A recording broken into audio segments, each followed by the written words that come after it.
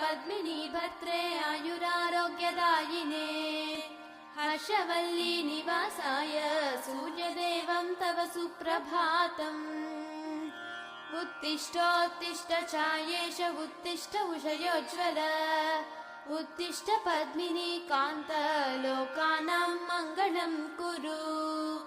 मातः समस्त जगतां मधुकैटभारेः सव्येतराक्षी परितोषिणि पद्मनीड्ये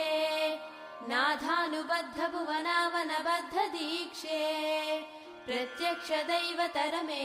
तव सुप्रभातम् छाये किलाश्रित वरप्रद कल्पकल्पे विस्वाप्तधाम निलयामल दिव्यभासे आयाहि शीघ्रमघनासिनि संश्रितानां श्रीसूर्यदैवतरमे तव सुप्रभातम्।